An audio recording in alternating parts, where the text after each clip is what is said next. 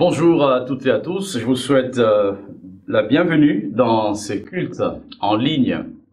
J'espère que vous allez bien et que vous avez passé une bonne semaine malgré la crise que nous traversons. Alors pour commencer notre rencontre de ce matin, j'aimerais que nous puissions prier ensemble. Donc là où vous êtes, asseyez-vous, concentrez-vous et nous allons prier pour commencer ces cultes. Je vais prier. Notre Dieu, notre Père, nous te rendons grâce. Merci parce que tu es grand, Seigneur. Tu es notre Créateur. Tu nous as créés à ton image et selon ta ressemblance. Merci pour ta bonté envers nous. Merci parce que tu es le Dieu de grâce, le Dieu d'amour. Tu es le Père de notre Seigneur Jésus-Christ. Seigneur, nous voulons te louer ce matin et nous voulons te bénir pour qui tu es, Seigneur, pour tout ce que tu fais dans nos vies. Merci parce que c'est toi qui nous renouvelle le souffle de vie. C'est toi, Seigneur, qui nous donne la santé. Nous te sommes reconnaissants pour toutes ces bonnes choses que tu nous accordes. Merci pour le privilège que nous avons ce matin de nous approcher de toi, pour t'adorer, Seigneur, te louer, notre Père, à travers nos chants, à travers ta parole, à travers nos prières. Nous voulons te recommander, Seigneur, ce culte. Nous te demandons de nous accorder ta présence, ta joie et ta paix. Seigneur, bénis-nous, Éternel, et conduis-nous par ton Saint-Esprit. Fais-nous du bien, Seigneur, pendant ces instants. Dans le nom précieux de Jésus, nous t'avons ainsi prié. Amen. Nous allons poursuivre notre culte par la lecture de la parole de Dieu dans l'Épître aux Hébreux, le chapitre 1, le verset 1 à 14. Hébreux chapitre 1, nous lisons. « Après avoir autrefois, à de nombreuses reprises et de bien des manières, parlé à nos ancêtres par les prophètes. Dieu, dans ces jours qui sont les derniers, nous a parlé par le Fils. Il a établi héritier de toutes choses, et c'est par lui aussi qu'il a créé l'univers. Le Fils est le reflet de sa gloire et l'expression de sa personne. Il soutient tout par sa parole puissante. Après avoir accompli au travers de lui-même la purification de nos péchés, il s'est assis à la droite de la majesté divine dans les lieux célestes. Il est ainsi devenu d'autant supérieur aux anges qu'il a hérité d'un nom plus remarquable encore que les leurs. En effet, auquel des anges Dieu a-t-il déjà dit « Tu es mon fils, je t'ai engendré aujourd'hui » et encore « Je serai pour lui un père » et il sera pour moi un fils. Par contre, lorsqu'il introduit le premier-né dans le monde, il dit que tous les anges de Dieu se prosternent devant lui. De plus, au sujet des anges, il dit, il fait de ces anges des esprits et de ses serviteurs une flamme de feu. Mais il dit au Fils, ton trône, ô Dieu, est éternel. Le sceptre de ton règne est un sceptre de justice. Tu as aimé la justice et tu as détesté la méchanceté. C'est pourquoi, ô Dieu, ton Dieu t'a désigné par onction comme roi, de préférence à tes compagnons avec une huile de joie. Et c'est toi, Seigneur, qui au commencement a fondé la terre et le ciel et l'œuvre de tes mains. Eux, ils disparaîtront, tandis que toi, tu restes là. Ils vieilliront tous comme un vêtement. Tu les enrouleras comme un manteau. Ils seront remplacés comme un vêtement. Mais toi, tu es toujours le même et ton existence n'aura pas de fin. Enfin, auquel des anges a-t-il déjà dit, « Assieds-toi à ma droite jusqu'à ce que j'aie fait de tes ennemis ton marchepied. » Les anges ne sont-ils pas tous des esprits au service des dieux, envoyés pour apporter de l'aide à ceux qui vont hériter du salut? Comme vous le savez, comme nous le savons tous, Jésus est pleinement homme et il est pleinement Dieu. Dans ce passage que nous venons de lire, ce passage nous parle en faveur de la divinité de Jésus. Et ce passage met en lumière beaucoup de vérités concernant la divinité de Jésus. Par exemple, au verset 3, le texte nous dit que le Fils est le reflet de la gloire et l'expression de sa personne. Le Fils, dans d'autres versions, on dit il est l'empreinte de la personne de Dieu. Si nous pourrions parler de manière humaine, on dirait que Jésus a la même empreinte digitale que Dieu le Père. On sait que une personne, ou voire les jumeaux, ne peuvent pas avoir les mêmes empreintes digitales. Mais ce texte nous dit que Jésus il est l'empreinte de la personne de Dieu. Il est le reflet de la gloire de notre Dieu. Et ce texte précise aussi la supériorité de Jésus par rapport aux anges. Nous savons que les Israélites, en tout cas, les chrétiens à qui l'auteur de l'Épître aux Hébreux écrit cette lettre, sont des Juifs convertis au christianisme. Ils avaient une conception grandiose des anges. Pour eux, les anges avaient un certain rôle à jouer, une certaine notoriété. Mais l'auteur, en leur écrivant, il montre que Jésus est bien supérieur aux anges. Les anges adorent Dieu. Ils adorent Jésus qui est donc Dieu au verset 6. Par contre, lorsqu'il introduit le premier dans le monde, il dit que tous les anges de Dieu se prosternent devant lui. On ne peut adorer que celui qui est supérieur à soi. Et Jésus est Dieu, c'est pour cela que les anges l'adorent. Une autre vérité qui vient encore mettre l'accent sur la divinité de Jésus, c'est le témoignage de Dieu lui-même au verset 8 qui nous dit « Mais il dit au Fils », c'est Dieu qui parle, il dit au Fils « Ton trône, ô Dieu, est éternel ». Dieu le Père appelle Dieu le Fils, Dieu, en disant « Ton trône, ô Dieu, est éternel ». N'est-ce pas encourageant pour nous de savoir que nous pouvons adorer Jésus au même titre que Dieu le Père? Alors, je vous invite à chanter avec moi ces deux premiers cantiques qui, n'est-ce pas, exaltent la majesté de Jésus en tant que Dieu. Nous allons chanter Majesté, qui sera suivi par Rédempteur du monde. Chantons à la gloire de notre Dieu, Jésus-Christ.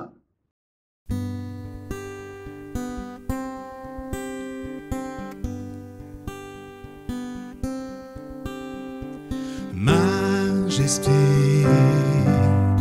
à lui la majesté, à Jésus soit louange, honneur et gloire. Majesté, suprême autorité, du haut des cieux, son règne vient sur tous les siens. Exaltons et célébrons le nom de Jésus. Glorifions et proclamons Jésus-Christ le roi. Majesté,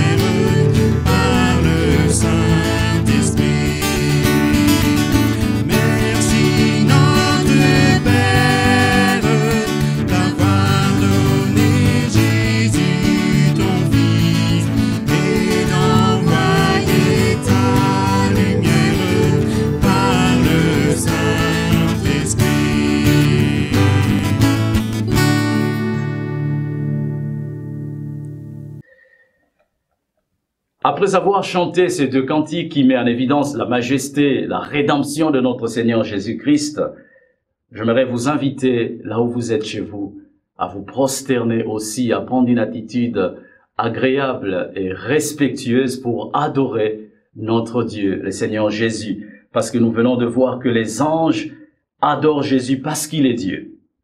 Dans l'Apocalypse, on voit que les 4 êtres vivants et les 24 vieillards adorent également Jésus parce qu'il vit au siècle des siècles. Nous aussi, nous voulons adorer Jésus parce qu'il est majestueux. Il est notre Rédempteur, il est notre Seigneur et il est notre Sauveur. Je vous invite, là où vous êtes, à prendre le temps d'adorer Jésus, notre Dieu. Adorons le Seigneur ensemble.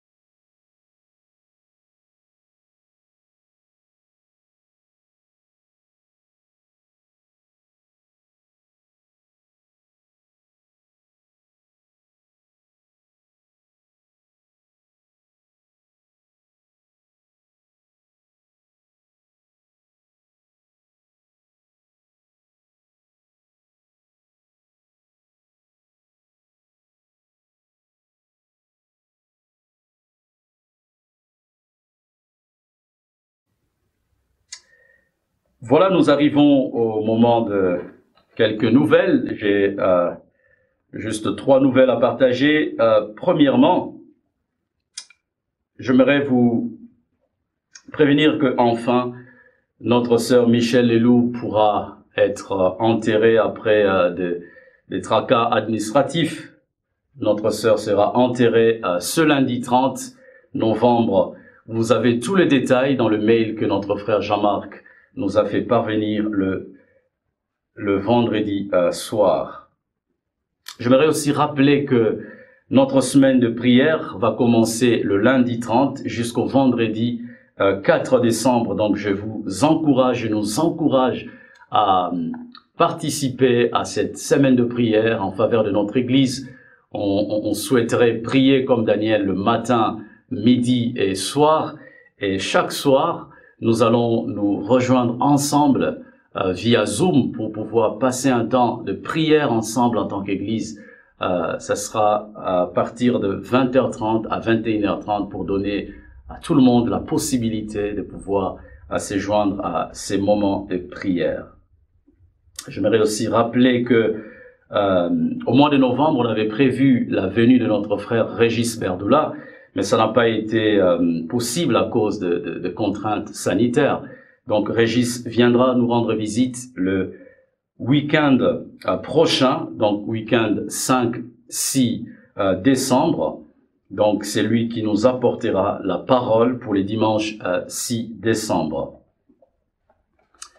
Voilà pour ce qui est des nouvelles. Avant de laisser la place à James, qui sera notre prédicateur. James est le directeur de l'Institut biblique de Bruxelles. Donc c'est lui qui va nous apporter la parole à partir de chez lui. Voilà, grâce à la technologie, nous allons pouvoir écouter James à partir de Bruxelles. Mais avant, je souhaiterais qu'on puisse chanter un autre chant. J'ai l'assurance de mon salut.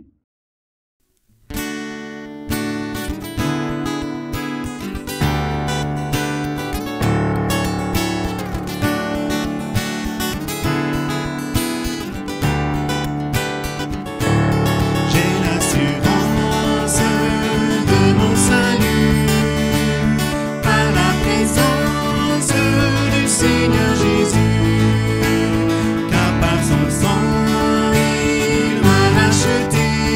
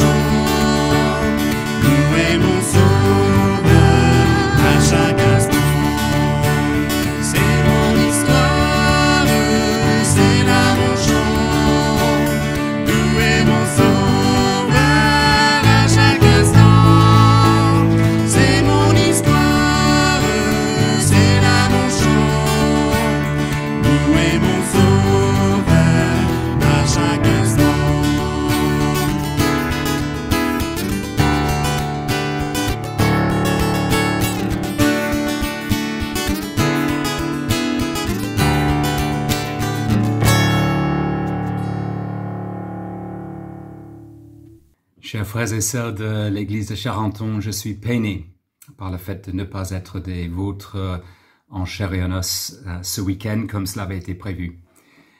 Mais c'est un privilège quand même de vous servir sous cette forme. Et j'ai cru comprendre que la semaine passée, Athanase avait apporté une prédication portant sur le thème de la conversion. Vous allez trouver que la prédication que je vous propose aujourd'hui se situe dans la continuité logique par rapport à cela. Une prédication portant sur la thématique de notre identité en Christ. Merci de vous munir d'un exemplaire du plan qui est disponible et nous allons nous lancer. La moitié des problèmes que nous avons peuvent être réglés. Dès aujourd'hui, la moitié des problèmes que nous avons, nous croyons, peuvent être réglés dès aujourd'hui. Pour cela, il suffirait que nous nous rendions compte de qui nous sommes en Christ.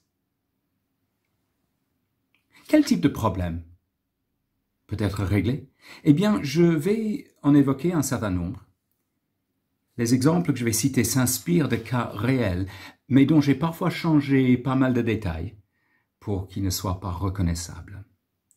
Peut-être que ces exemples trouvent un écho dans ce que toi tu vis, plus ou moins directement. Puis-je te demander de discerner là où tu te retrouves? André, 70 ans, était diacre dans une église en France. Il avait la charge de certains aspects matériels du bâtiment. Lorsque son pasteur a proposé de former d'autres personnes pour assurer la relève, il s'est senti menacé. Le but du pasteur n'était pas de le remplacer, mais de l'épauler et d'assurer la continuité à moyen terme. Mais André n'a pas accepté qu'il y ait d'autres personnes qui s'acquittent des mêmes tâches que lui, et par conséquent, il a changé d'église. Barbara est souvent absente de son église locale le dimanche matin pour cause de réunions de famille qui se tiennent au loin. Corentin a subi des maltraitements sexuels durant son enfance, et cela le définit en quelque sorte. Il en parle souvent. Il est fort conscient d'être une victime. Il se focalise sur son passé malheureux et ce passé détermine son identité dans le présent. Déborah a du mal à se respecter parce qu'elle est célibataire et ses amis de son âge sont déjà mariés et ont des enfants. Édouard est au chômage, mais n'arrive pas à digérer cela et trouve des moyens de le cacher, de laisser penser qu'il a un travail. Françoise lutte avec la dépression parce qu'elle n'arrive pas à accepter le fait d'avoir une maladie chronique, invalidante, la sclérose en plaques. Georges ne parvient pas à maîtriser ses accès de colère. Il explique que c'est comme ça. Et cela fait partie de qui il est. Je suis tout simplement quelqu'un de colérique, comme mon père, affirme-t-il. Henriette se sent rejetée par d'autres croyants du fait de son ethnicité. Elle n'a pas l'impression d'être accueillie au sein de l'église qu'elle fréquente. Isaac est très fier d'être gynécologue. D'autres personnes dans l'Église ont une haute estime de lui et à vrai dire, c'est une estime que Isaac recherche. Jacqueline est connue pour les vêtements et les bijoux qu'elle porte.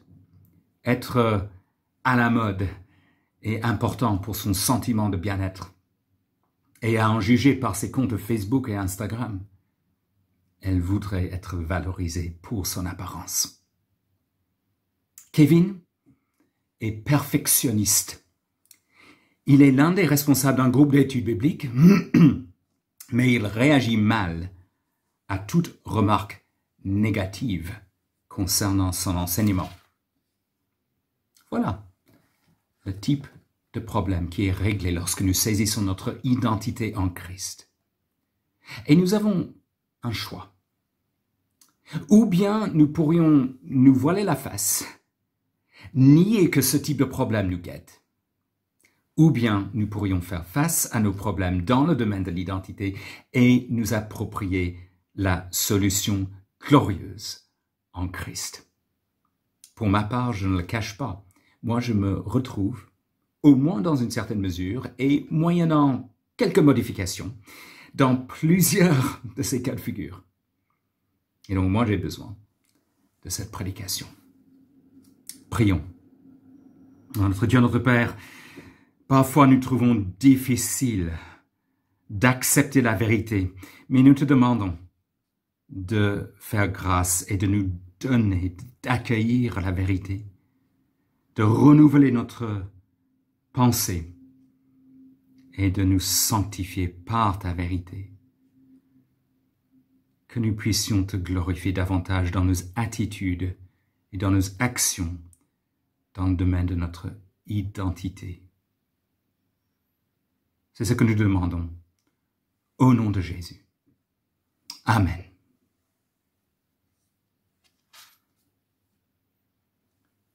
Si nous sommes en Christ, quelles sont les implications pour notre identité?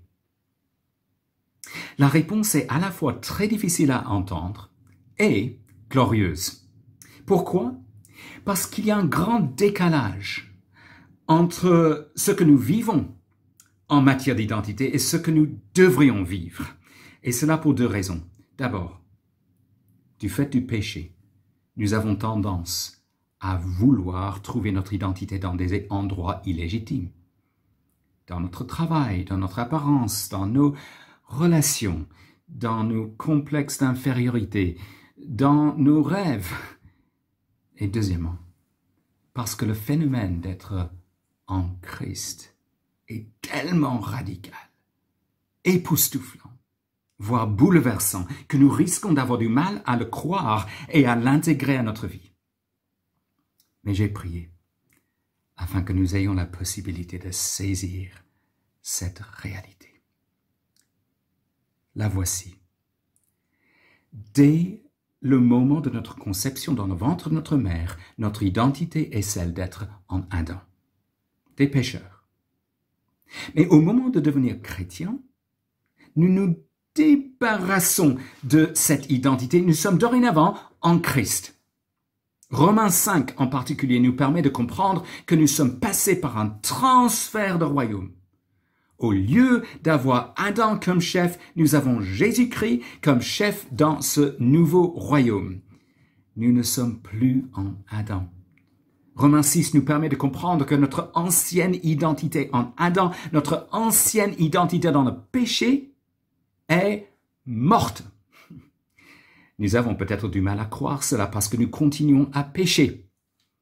Et nous risquons de penser que notre identité, c'est un peu en Adam et un peu en Christ. Mais non, nous sommes de nouvelles créatures. 2 Corinthiens 5, 17.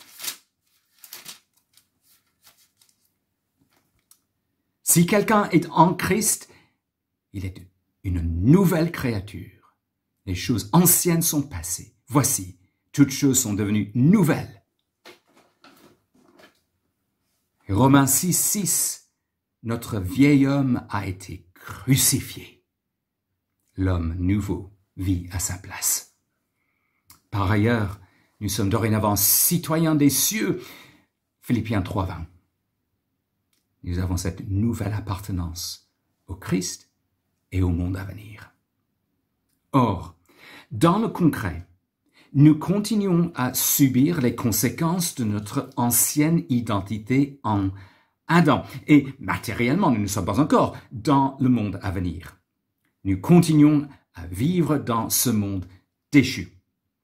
Notre corps n'est pas encore racheté. Nous subissons la mort physique et le péché continue à nous coller à la peau.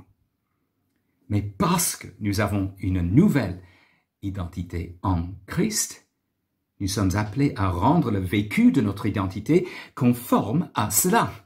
Et cela veut dire des attitudes et des actions radicalement transformées pour André, Barbara, Corentin, Déborah, Édouard, Françoise, Georges, Henriette, Isaac, Jacqueline, Kevin. La question est de savoir si nous nous rendons compte des différentes facettes et implications de notre identité en Christ. 4 considérations en particulier, et pour chacune d'entre elles, je vous invite à lire un passage, mais aussi à savoir que je m'appuie sur d'autres textes bibliques que nous ne lirons pas, mais dont les plus importants sont indiqués sur le plan. D'abord, considérons ensemble la priorité de notre identité en Christ, la priorité de notre identité en Christ. Et là, nous allons lire Galates 3, 26 à 29.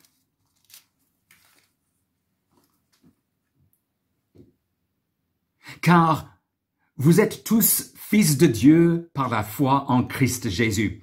Vous tous qui avez été baptisés en Christ, vous avez revêtu Christ. Il n'y a plus ni juif ni grec, il n'y a plus ni esclave ni libre, il n'y a plus ni homme ni femme, car vous tous, vous êtes un en Christ Jésus. Et si vous êtes à Christ, alors vous êtes la descendance d'Abraham, héritier, selon la promesse. Si nous avons la foi en Jésus-Christ, nous sommes fils de Dieu. Cela inclut les femmes, fils et héritiers, héritiers des bénédictions de l'Évangile. Le Christ a assumé la punition que nos fautes entraînent. Nous sommes considérés justes. Nous avons un avenir glorieux dans un nouveau monde parfait. Et tout cela parce que nous sommes en Christ.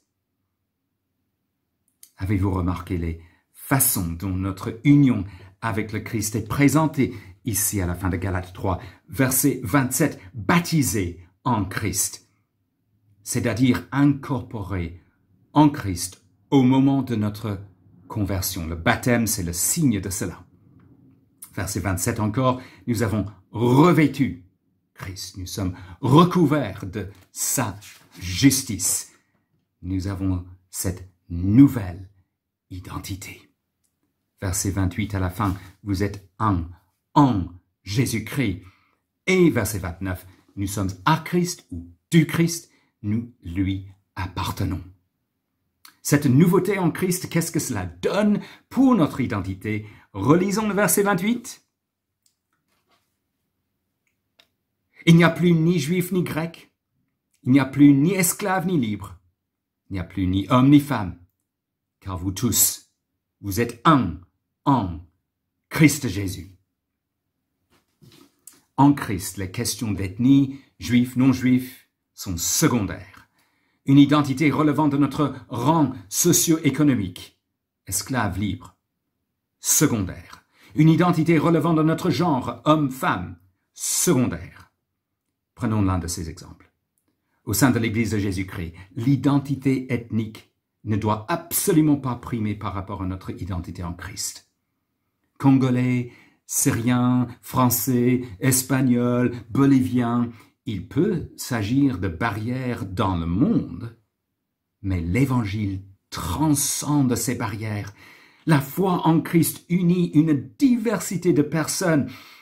Henriette se sent rejetée par d'autres croyants du fait de son ethnicité. Elle n'a pas l'impression d'être accueillie au sein de l'Église qu'elle fréquente. Dans ce cas, l'Église en question doit apprendre à vivre la priorité de l'identité en Christ. Nous avons une nouvelle identité nationale. Nous sommes citoyens des cieux. Qu'en est-il de Barbara, qui est souvent absente de son église locale le dimanche matin pour cause de réunions de famille? En Christ, l'identité familiale primordiale est celle des autres fils de Dieu en Christ. Jésus lui-même n'a-t-il pas dit que si l'on voulait faire passer la famille biologique avant lui, on ne pouvait pas être son disciple? Nous devrions connaître des liens plus forts au plan affectif avec d'autres croyants qu'avec des non-croyants qui nous ressemblent au plan culturel. J'ai plus en commun avec vous qu'avec les membres de ma famille biologique qui ne sont pas croyants. Nous avons une nouvelle identité familiale. En Christ, nous sommes fils de Dieu.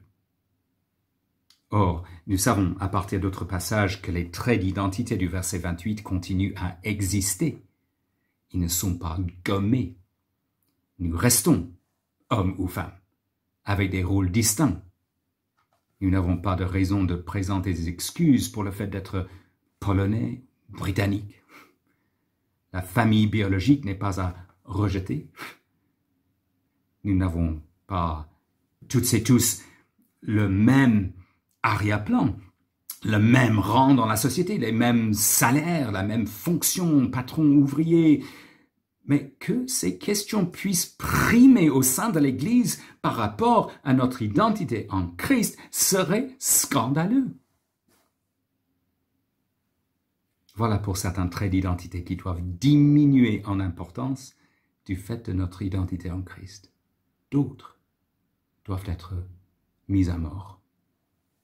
Passons à la puissance de notre identité en Christ, la puissance de notre identité en Christ, et lisons le début de Colossiens 3.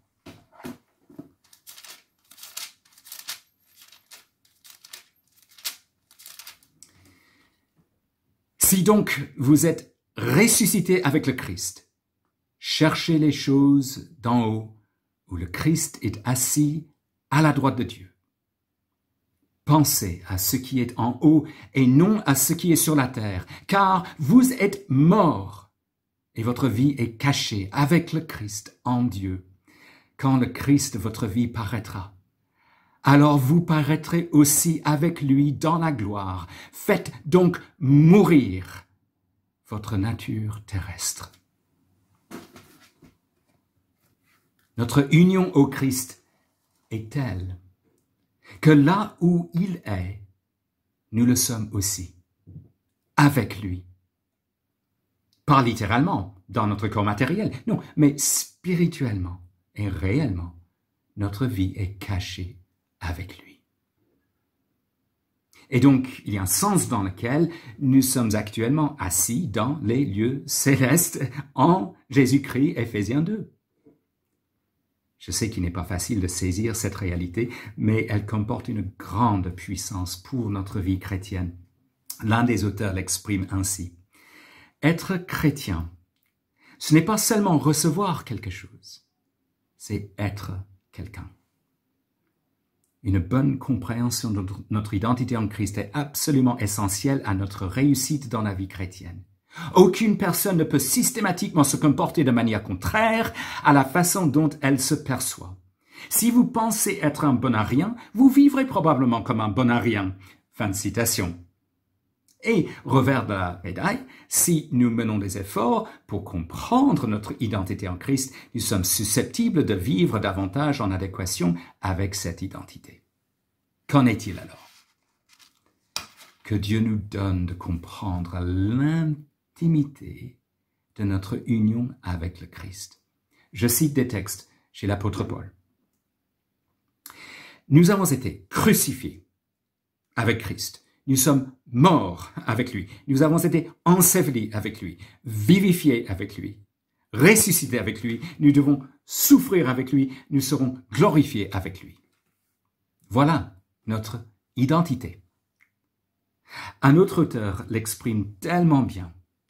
En tant que chrétiens, nous ne ressentons pas toujours notre proximité avec Jésus. Cela ne change pas la réalité de notre union avec lui. Il nous est dit de nous regarder comme morts au péché et comme vivants pour Dieu en Jésus-Christ. Parce que c'est la vérité, Romains 6, 11. Nous devons reconnaître qui nous sommes en Jésus, morts au péché et vivants pour la justice. La relation entre nous et le péché change fondamentalement et irrévocablement lorsque nous sommes unis à Christ. L'ancien nous a été crucifié, Romains 6, et le péché ne domine plus sur nous. Écoutez son illustration. Notre vieille nature est ce que nous étions en Adam. La mort, le péché, le châtiment, la transgression, voilà l'équipe qui se trouve en Adam. Nous sommes morts à cette équipe. Le contrat a été résilié. Nous représentons maintenant l'équipe en Christ. Être unis avec Christ, c'est comme être placé dans une équipe de football alors que nous n'avons nous-mêmes aucun talent. Bien que nous n'ayons pas mérité notre place au sein de l'équipe, maintenant que nous portons le maillot de l'équipe, nous voulons jouer comme de vrais joueurs de football. Fin de citation. Qu'est-ce que cela donne si nous sommes morts au péché? Colossiens 3, verset 3, vous êtes morts. Verset 5, faites donc mourir votre nature terrestre. Georges ne parvient pas à maîtriser ses accès de colère. Il explique que c'est comme ça, que cela fait partie de qui il est. Je suis tout simplement quelqu'un de colérique, explique-t-il, comme mon père. Non. Si Georges est en Christ, il est mort aux accès de colère. Si dans le concret il fait encore preuve d'accès de colère, ce sont des vestiges de son ancienne nature en Adam qui n'ont aucune place dans son identité en Christ. Et il doit les mettre à mort. Facile? Non. Mais la lutte est beaucoup plus facile lorsque nous avons compris qui nous sommes en Christ. Que le péché, c'est un intrus scandaleux. Facile? Non. Mais les réalités de notre union au Christ représentent un encouragement puissant justement dans la lutte contre le péché. En Christ, nous avons une nouvelle nature. Nous avons revêtu le Christ. Facile? Non. Mais Dieu est à l'œuvre en nous pour promouvoir cette nouvelle identité de caractère. On peut avoir l'impression qu'il procède lentement, en moi en tout cas, mais de temps à autre, on peut être encouragé par le fait de constater qu'on a effectivement changé. J'ai une tante qui habite en Californie. Elle est farouchement démocrate et anti-Trump. Et il y a 2 ans, on était en vacances ensemble et elle s'est tournée vers moi à un moment donné pour me dire sur un ton accusateur, mais toi, James, à un moment donné dans ta vie, toi tu étais comme Trump. Mais tu n'es plus comme ça maintenant. J'ai été un peu encouragé par le fait qu'elle a constaté que je suis passé par des changements depuis ma conversion. Cela m'a donné un peu d'espoir. Quelle grâce que Dieu nous transforme. Mais vous le savez. Le problème, c'est que dès que nous trouvons quelques preuves de cette transformation de caractère, de sanctification, nous avons tendance à en être fiers. Nous voudrions faire prévaloir cette transformation de caractère de façon à gagner du mérite auprès de Dieu. Mais voici la réalité. Ce n'est que notre identité en Christ qui compte pour que nous ayons cette bonne relation avec Dieu. Au début, au milieu et à la fin de notre vie chrétienne. C'est ainsi. Je vous invite à lire Galates 3. Nous sommes au 3e point. Galates 3, les versets 1 à 3. Ô Galates insensés, qui vous a fasciné, vous, aux yeux de qui a été dépeint Jésus-Christ crucifié? Voici seulement ce que je veux apprendre de vous. Est-ce en pratiquant la loi que vous avez reçu l'Esprit ou en écoutant avec foi? Êtes-vous tellement insensés? après avoir commencé par l'esprit, allez-vous maintenant finir par la chair? On devient croyant par la foi, par l'esprit, par le Christ et non pas par ses bonnes actions. Mais comment est-ce qu'on continue? Cela pour rester en bonne relation avec Dieu. Chaque jour, la seule façon de se prévaloir auprès de Dieu, c'est en s'appuyant sur la mort du Christ, le fait d'être en lui par la foi. Nous commençons la vie chrétienne et nous continuons la vie chrétienne de la même manière en Christ. Il ne faudrait pas sous-estimer la portée de cela. Je pense qu'en règle générale, nous avons bien compris en milieu évangélique que nous entrons en bonne relation avec Dieu uniquement par grâce. Mais je ne suis pas persuadé que nous avons toujours compris que c'est ainsi que nous continuons. Parce que par nos attitudes et nos actions, nous laissons penser que le Christ ne nous suffit pas pour notre identité au jour le jour. En tout cas, je prêche à moi-même. Et nous poursuivons tellement aisément notre sécurité ailleurs qu'en Jésus-Christ. Non pas pour le fait d'être devenu chrétien, mais comme chez les Galates, pour le fait de poursuivre notre vie chrétienne et notre service chrétien. C'est ce type de cas de figure. Je me lève demain matin en me disant, moi, je dois être approuvé par Dieu parce que moi, je m'occupe d'un institut biblique qui place l'évangile au centre. Oh là là là là! Dans la perspective de l'Épître aux Galates, ça, c'est une forme d'esclavage qui empêche de connaître la joie. Et cela tombe sous le sens parce que la joie est dans notre relation avec Dieu, qui ne passe que par le Christ. Vous vous souvenez d'André, menacé par des jeunes formés pour l'épauler dans ses fonctions de diacre. On a envie de lui dire, mais non, ton identité, André, ton identité est en Christ, non pas dans tes fonctions de diacre. Le fait d'être en Christ suffit pour l'approbation de Dieu, pour l'assurance que tu es aimé de lui, pour la joie de ton salut, pour la satisfaction, la libération et le repos de ton âme. Oh, il nous est dit que les faux docteurs qui essayaient d'influencer les Galates étaient préoccupés par la façon dont ils étaient perçus par les autres. Mais notre auditoire, c'est Dieu. Combien c'est libérateur.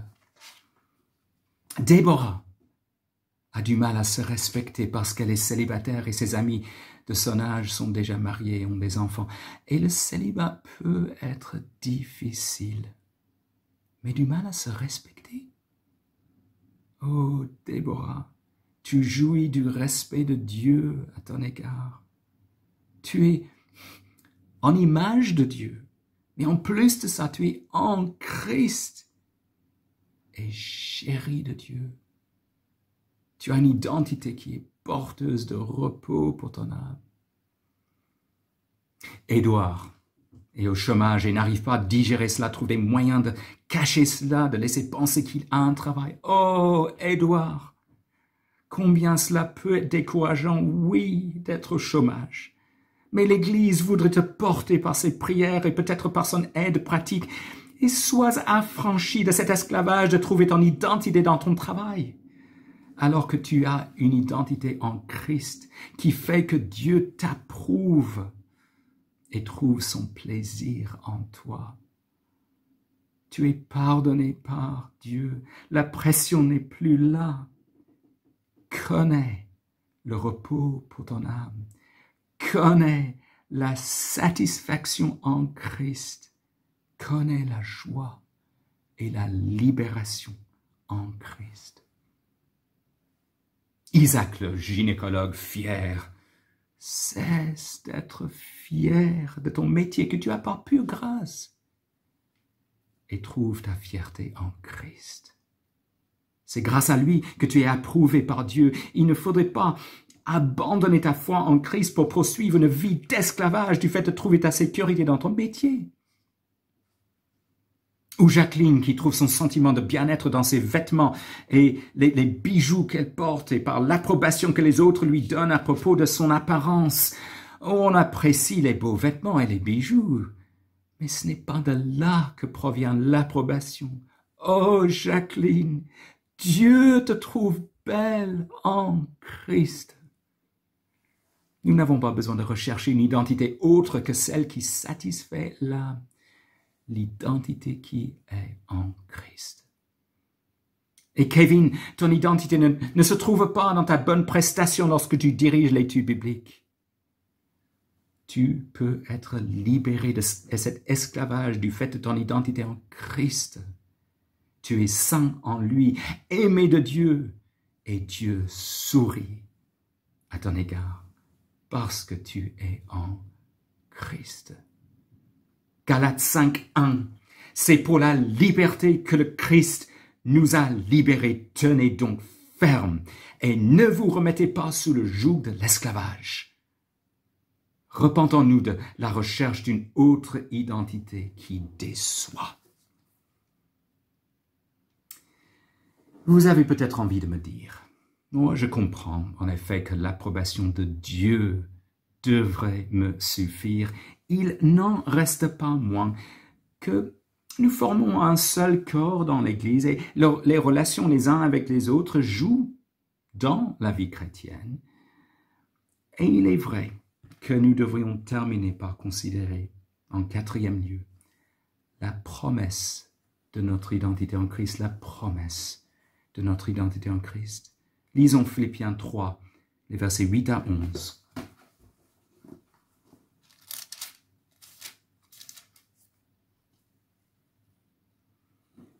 Et même je considère tout comme une perte, à cause de l'excellence de la connaissance du Christ Jésus mon Seigneur. À cause de lui, j'ai accepté de tout perdre, et je considère tout comme les ordures, afin de gagner Christ et d'être trouvé en lui, non avec une justice qui serait la mienne et qui viendrait de la loi, mais avec la justice qui est obtenue par la foi en Christ, une justice provenant de Dieu et fondée sur la foi.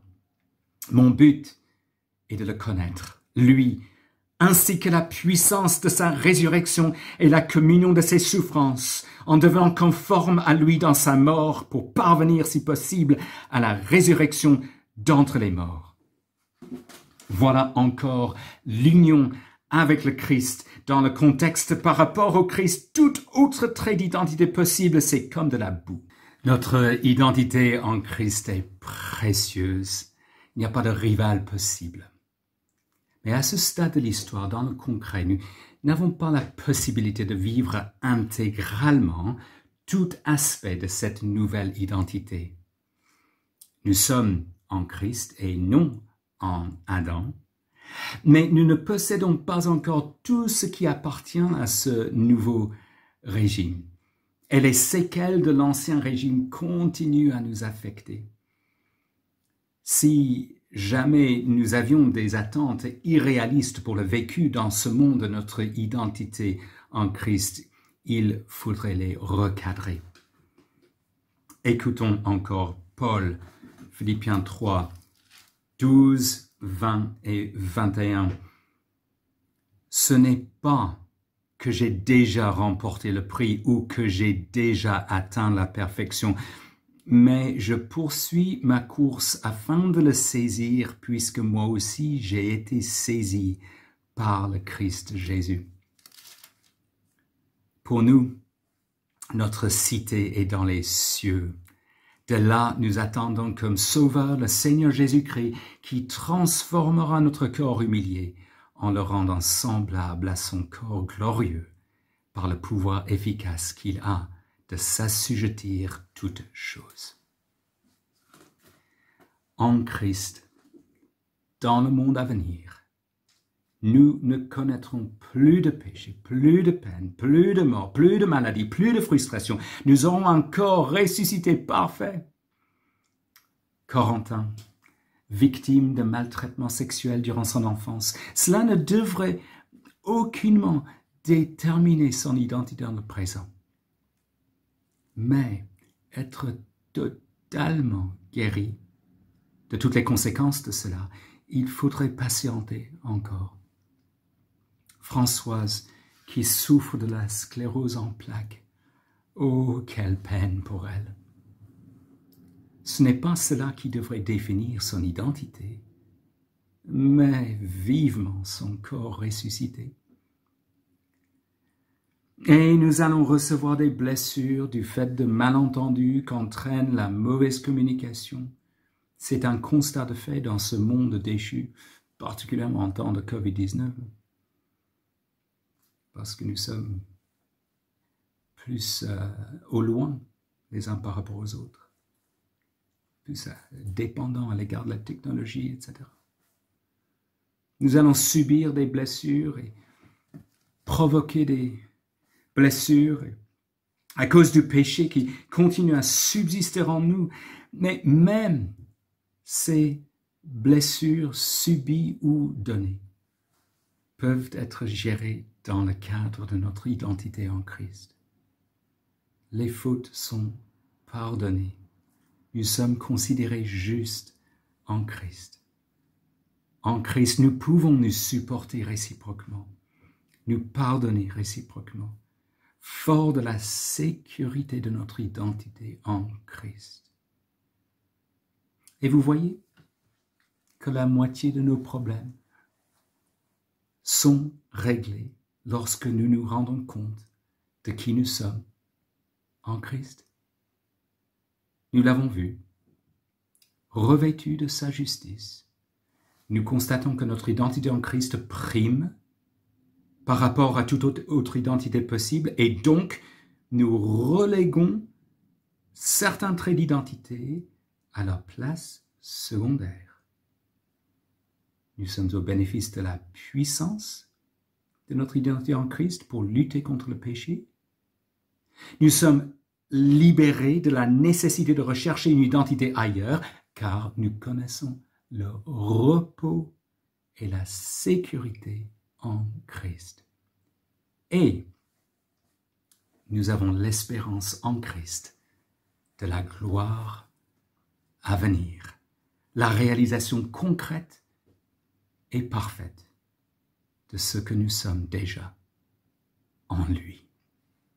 Quelle identité glorieuse que la nôtre en Christ.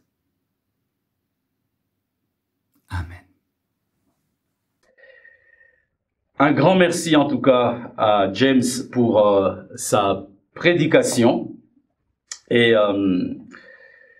sa prédication, n'est-ce pas, sur l'identité chrétienne. Et pour terminer, j'aimerais juste rappeler le programme de la semaine. Donc la semaine de prière commence le lundi. Il n'y aura pas étude biblique et suivi de la réunion de prière le mardi comme on le fait d'habitude. Mais toute la semaine sera consacrée à la prière qui commencera à 20h30 jusqu'à 21h30. Et aussi rappeler, n'est-ce pas, la reprise de nos cultes en présentiel pour les dimanches 6.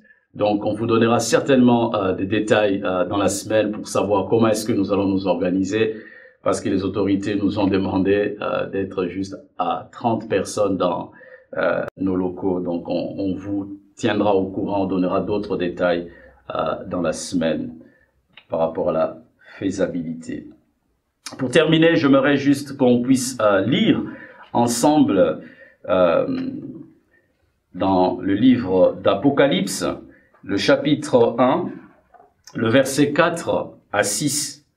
Apocalypse chapitre 1, le verset 4 à 6, il est dit, « De la part de Jean, aux 7 églises qui sont en Asie, que la grâce et la paix vous soient données de la part des dieux, celui qui est, qui était et qui vient, de la part des 7 esprits qui sont devant son trône, et de la part de Jésus-Christ, le témoin fidèle, le premier-né d'entre les morts, et le chef des rois de la terre, à celui qui nous aime, qui nous a lavés de nos péchés par son sang, et qui a fait de nous un royaume des prêtres pour Dieu, son Père, à lui soit la gloire, la domination, au siècle des siècles. Amen. Donc, cette lecture nous introduit à chanter notre dernier chant qui s'intitule « À celui qui nous aime ». Donc, il reste qu'à vous souhaiter un bon dimanche et une bonne semaine et dans la joie de vous revoir pour les dimanches prochains dans nos locaux. Que le Seigneur vous bénisse. Place à l'équipe de louanges pour la chanson.